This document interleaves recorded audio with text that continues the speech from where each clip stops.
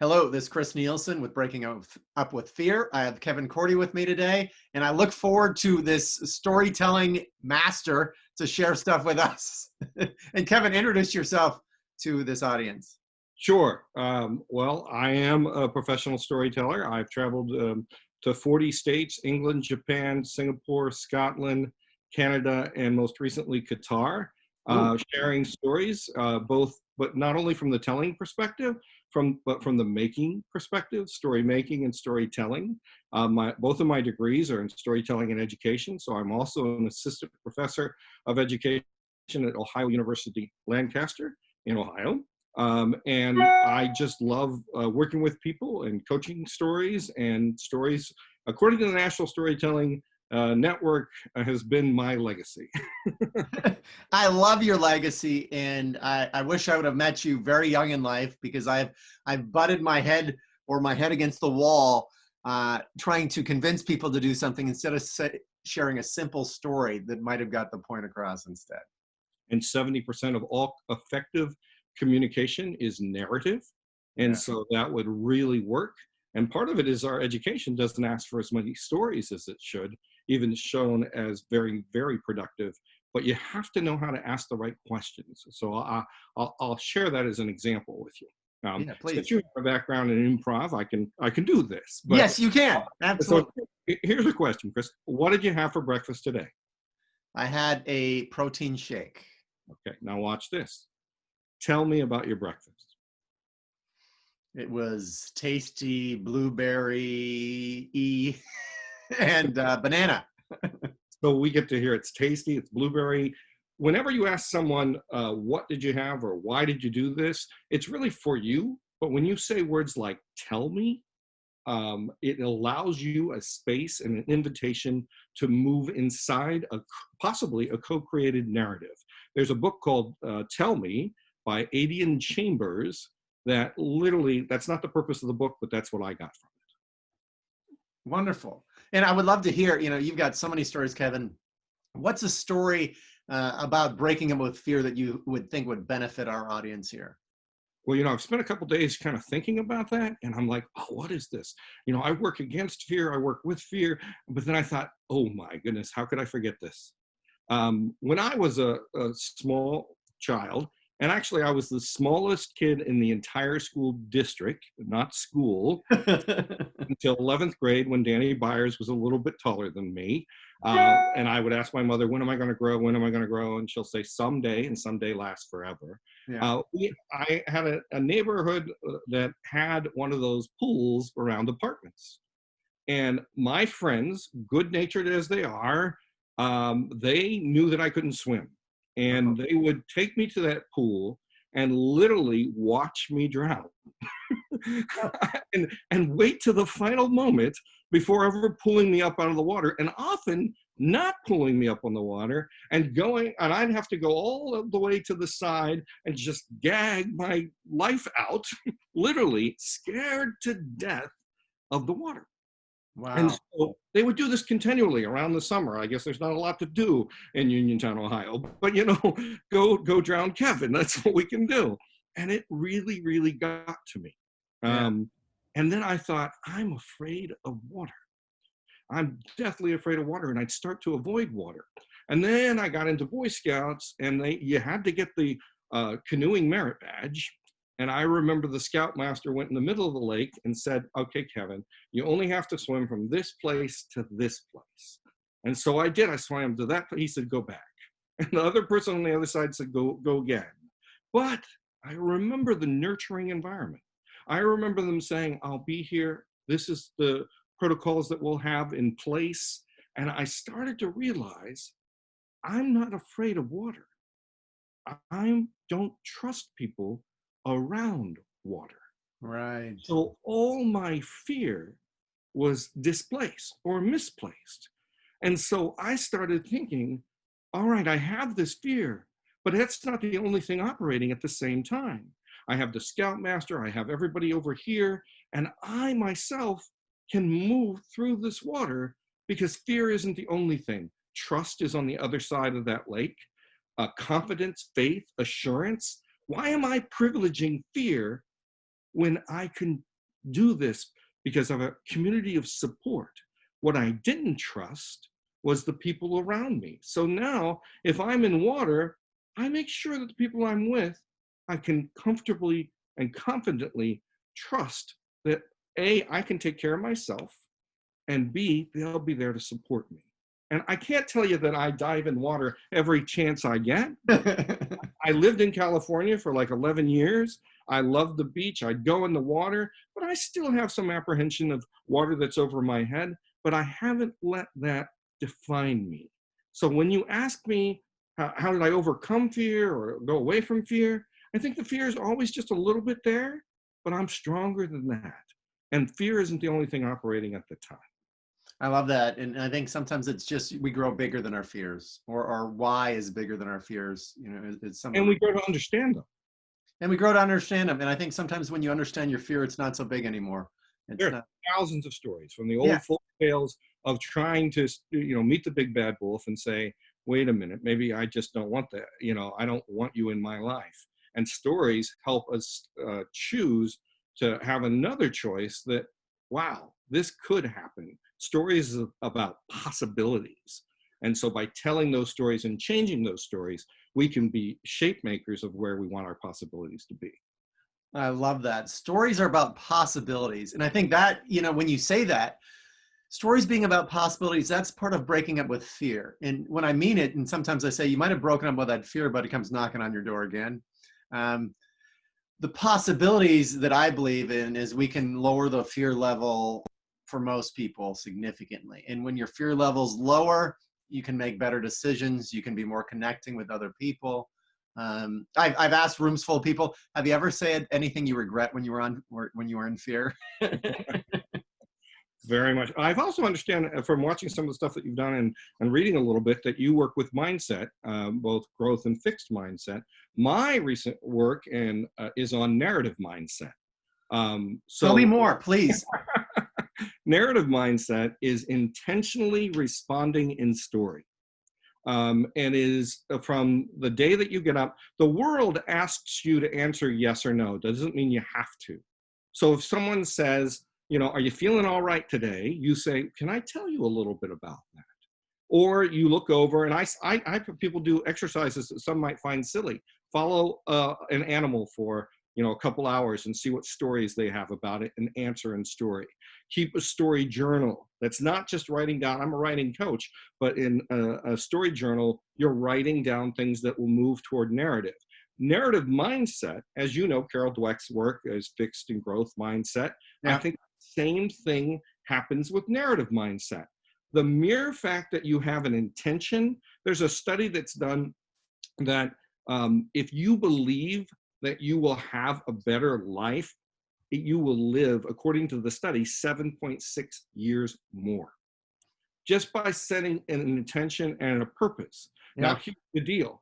I talk to a number of people who say, I want to be a better storyteller, or I hadn't got it. Well, you haven't got the practice. You're not living into the world of story. So if you adapt a narrative mindset and you start answering in story, asking questions in story. I was a full-time high school storytelling teacher. A sophomore would come up to me and say, I wasn't invited to the prom. That's a very serious thing. I need to sit, I need to listen. And because of my narrative mindset, I'd look at them and say, let me tell you about a situation. Or let me tell you about an old folk tale that helps them think. Nobody wants to be told how to think.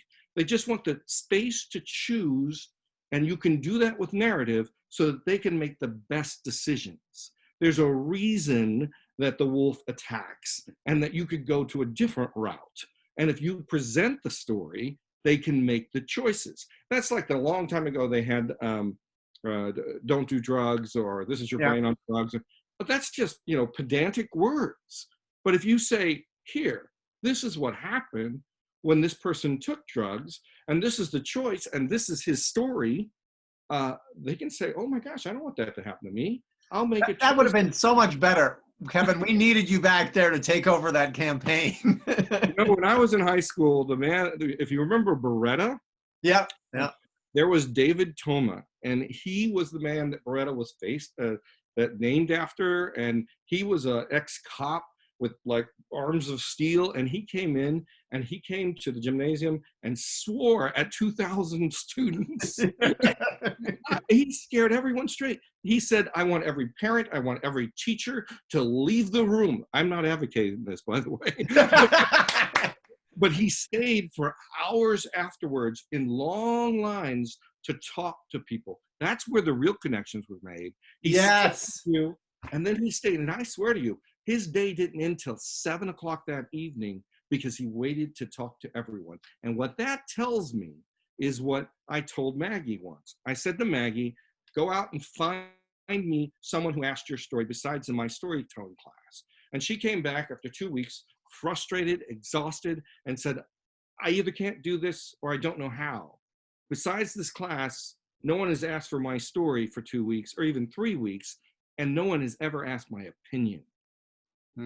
And I said, that's a problem. And I went to my principal, and she said, well, we'll have a meeting on that. Have you ever been to a meeting that never arrived? This is the reason I wrote a book, co-authored a book called Raising Voices, Creating Youth Storytelling Groups and Troops, where my students would spend 5 to 20 hours a week after school just to have stories heard and listened to. Now, connect that to business. So Microsoft, Apple, they literally have playtime where they say, we need new concepts, new ideas, things are getting old. You have a complete week at all the levels to come up with new ideas, play with scenarios, and come up with new narratives. And you know, that's how the iPad was made. That's how a whole bunch of other products were made. Can you imagine a business giving you two things, time for story and time for play? I love it. And let me comment on a couple of things you said, because you said so much in that. Is that I believe in, there's my theory too. Stories are the reason human beings are here where we're at right now. Because a story was, hey, beware of this in a story. This, you know, this particular plant, I ate it and I felt all sick, and then people avoid that plant. Or how we were successful. Here's how we found what we needed, was all in story that brought us to this. And we love story. Oh, yes. And stories can be dangerous. I mean, you know, if we don't put ourselves in our story, we feel silenced. There's counter narratives. Look at the movement we're in right now. African Americans not getting a voice, or being someone else trying to tell them their story. We're in a pandemic. It can be a story of depression. We need to be open to listen to all the stories and all the voices that are there. I love what you just said. And it's like, how would you out there that's watching this, how would you feel if we told you what story is yours? And there are governments that do that. We're doing that. I mean, we do that. Good-natured, even good-meaning people do that all the time. Here's your story. Versus what is your story? And like what you're doing is helping them bring out their story. So you go to a business and they keep talking about branding. We got to say the same thing, the same way, the same time. No, you need to go into someone that your custodian will tell a powerful narrative that they own, that may circle around to the brand, but tells the story in a way that the biggest thing that I heard is, if you're not in the room, what story are they telling you about? What telling about you? If you're not in the room, what do they tell about your business? Are they telling a story of what you need? Are they telling the story of the direction that you're going? Or are you isolating and saying top level can tell this story? We won't worry about bottom level, if there is a bottom level. Even that word is explosive. Yeah. We need to invest. Business people need to invest more than product. They need to listen to their story in connection to the people who have the product and the product at the same time. Right. And I love your question. What story are they telling about you when you're not there? You know, that's huge. And you mentioned that we've had story a long time. Lisa Cron wrote a book called Wired for Stories. And Will Storr has a thing called Science of Story. The fastest thing on the planet is our brain. In 3 seconds, it goes 4 times around the globe. That's how fast it would be. Yeah. And at that time, we are wired for stories. But Kendall Haven says that hey, there's Lisa. 90 to 95%, and you should read Kendall Haven. He looked Kendall Haven. He looked at 500 quantitative and qualitative studies on story, and he said if you don't know how to tell the right story, 90% will not get to its target. And so the essence of that is all story is looking for change. All story is looking for resistance of change. That's more Science of Story of Will Storr, but what it basically says is, let's, as a writer, we have intro, body, conclusion, that type of thing. We really need to think about story as pulse and impact, and how do we move them toward and away. Your oral telling can be as dynamic as your written telling, but you first have to come with the telling voice. I say, before you ever go to write anything down, as a kid, you wrote at a table, and the question they ever asked you, what's your story about? It's the most boring question you could ever imagine. If it was Riding Hood and the story is simply going to the grandmother and the wolf interrupts, boring. If Little Red Riding Hood is a 9th degree black belt, and the wolf, I like it. There you go. And the wolf lost his mother yesterday. Oh, it's a whole different story. So the two essence of all story in telling and writing are trouble and character, and how they interact. Jerome Bruner said, narrative is the engine of trouble, and we need to keep that in mind. But here's this. You talk about fear. Mm-hmm. From a young child, we are taught to fear public speaking. Let me expand on that. Yeah, tell me more. But let me put a pause on this. So I am a public speaker, so I'm really excited about this part of it from Kevin. And I've got my feeling of it. So here's Kevin talking about the fear of public speaking and how it came from a child. We were taught then to fear it? It is. Okay. So as a child, we are engaged in play. We want to play. We're not worried about if there's people watching us. We just want to share the play. Yeah. But we have parents, good-natured and teachers, who come up and say, you were so brave to come up and say this. How can you memorize?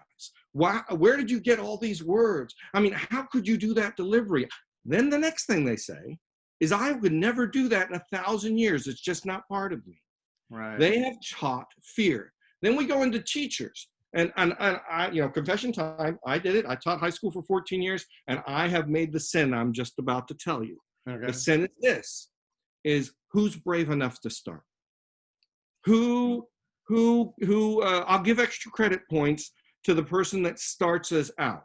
Oh, I know this is scary, but here's what I want to do. I want to change our mind to a narrative perception, a narrative mindset that says, like the Cheyenne storyteller that I met, who's a poet, he said, stories are gifts.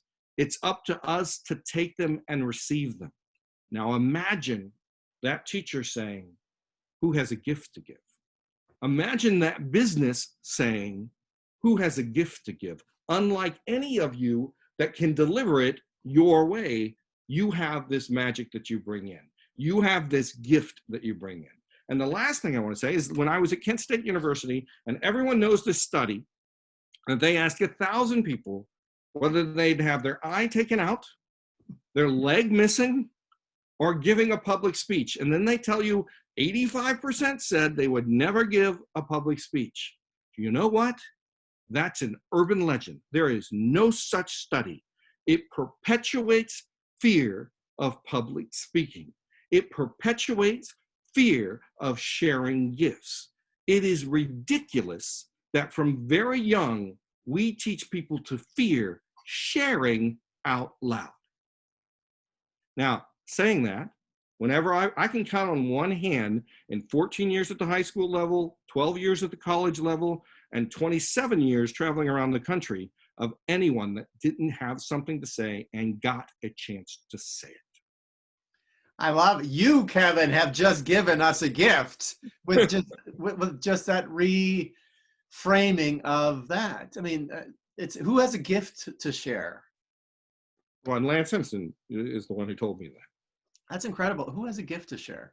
And yeah, I love that reframe of that. And I do see how it is. And I'll add this to it too. Like in school, I do this exercise with groups of adults. I go, would someone raise their hand like they raised their hand in kindergarten? And I get someone that goes, ooh, ooh, pick me, you know, and then a few people do it, and I ask them this: how did it feel when you raised your hand that way? And they generally, oh, it felt really good. And I go, okay, good. Now I'm asking you all, those that didn't do it, can we all do it together? And sometimes most of the room does it, and I go again, how did that feel? Really good. And what happens to us in school? Exactly. And it becomes dangerous to raise your hand. It becomes dangerous to stick out almost in any way. You get it right, you're bad. You get it wrong, you're bad. The second book that I wrote is called Playing with Stories, Story Crafting for Writers, Teachers, and Other Imaginative Thinkers. And in that book, I say we need to have permission to play. We even have a pledge. I give myself permission to play, to make mistakes, to have fun, to take risks, because I know story connects us and I'm connected to story. Let story begin, let the story begin. And then that little exercise, you allowed us to imagine the three strongest things that we can ask. Imagine, have you considered, and do you wonder? And if we think about that, we So go what were those three again? My dinged on my end. What was it? Imagine. Have you considered, and do you wonder? Do you And wonder? it changed within. So you can say, imagine where we are 5 years from now. And then the thing is, or specifically, imagine 5 years when our companies went from 10 people to 1,000. In play, it is not a rehearsal for life. It's not doing life over again. It is a place to re-see, reimagine, re-energize, rethink. Socrates said that he can tell in one day of play a person's entire life from that one day of. That is the real work that we do. And we need to have time to play with story, play with possibility, play with giving gifts, and collectively do that. Back a long time ago when we were giving speeches, they were like, look at the person in the back of the room. Imagine the people with their underwear, in their underwear. And I'm sorry, Father Bob, but I don't want to see you that way. It is a dynamic living art. And storytelling has to have the teller, listener, and the tale. And if you break those three, you break the connection. You can still break it and talk about it and create meaning and come back to story. And that's what I've been studying with narrative structure.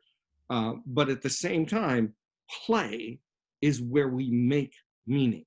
Vygotsky said in problem-based play, we are quote unquote a head taller in our learning just because we're working together. So why, from students to consultants, do we put them in isolated corners and say, you need to be creative? My thought is, when you write ideas on paper, and I'm a writing coach, I believe in writing, you sometimes are handcuffed to your ideas. You need to play in the world that you are creating before you ever write one word on paper. I love that. And here's one of the things I think about, and I tell some of the students I work with in my speaker skills stuff, speaker skills plus groups, is that the best shows on TV, do they have just one writer writing it all? No. They usually have a team of writers, and those team of writers,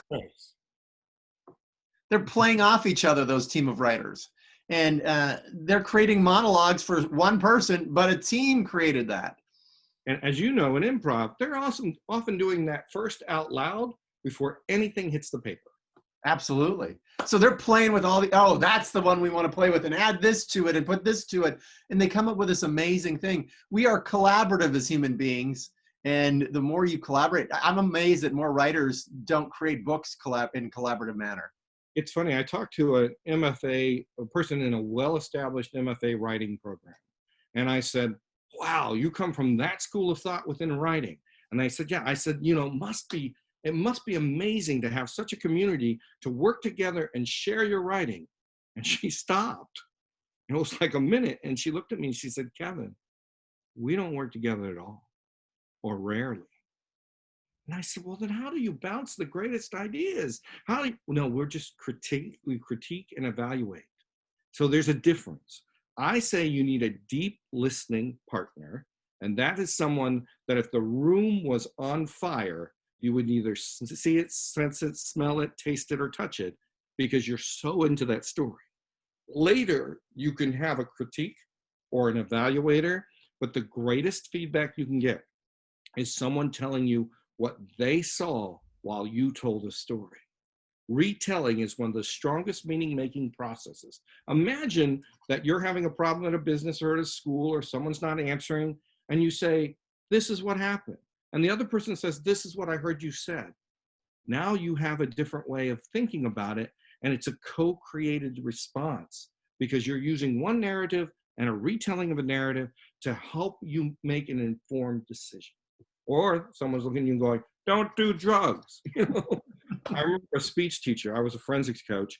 One of the forensics coaches of the opposing team looked at the kid and said, you need to make this round or you're not going home.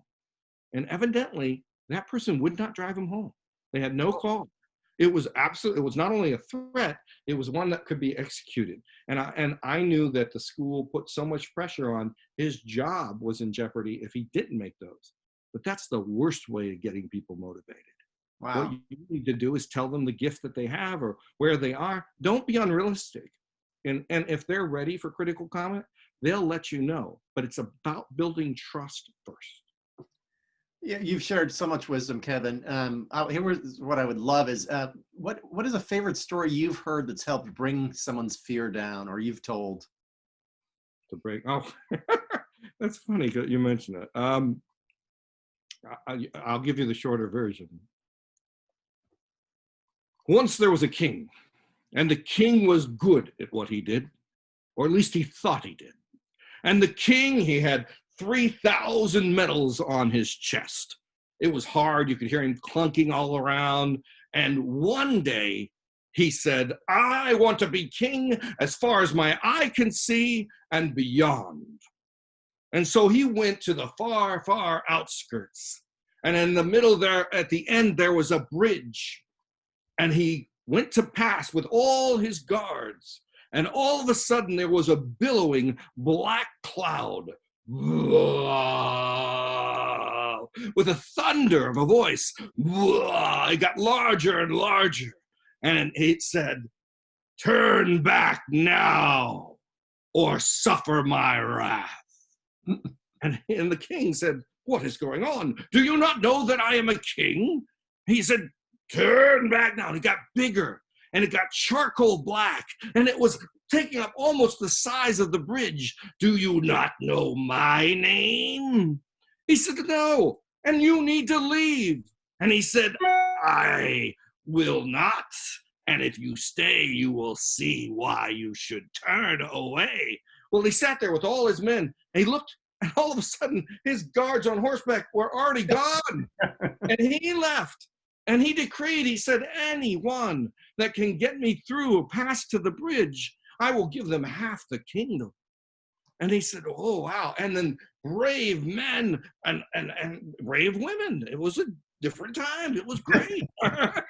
And they came on and the billowing cloud said, turn back. Do you not know my name? And they all ran. No one got half the kingdom. But in a little town, a mother was sick. I mean, really sick, more than a cold, maybe like the pandemic sick. And her daughter said, I have the last bit of soup, but she knew the soup wouldn't work. It was pouring down rain. And so she was going to go to her grandmother's and get some kind of medicine that she knew would help because her grandmother was a healer. And so she could go two different ways, but if she went the other way, it was toward the bridge, and she'd so far out, she hadn't heard the story. And so she went all the way to the bridge, and it was pouring down rain. She pulled up her cloak. She sat there freezing. It was pouring down rain and pouring down rain, and the billowing cloud said, turn back now. And she just went through and said, "My mother's sick. What are you talking about? Turn back now. Do you not know my name?" She said, "All I know is my mother is sick. My mother is sick." And she walked into the billowing black charcoal dust, thundering, threatening cloud.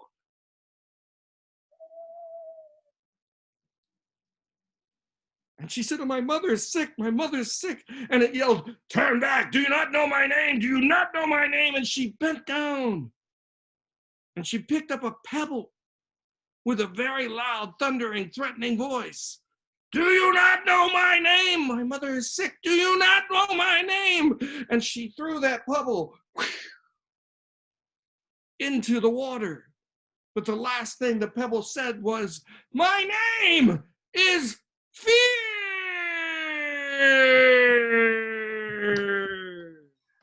Yes. And her mother got better, and she was not afraid then and is not afraid now. And that is the story. I love your story, Kevin. Wonderful story. Wonderfully told, too. So thank you. I appreciate it. I think it fits the topic of your whole series.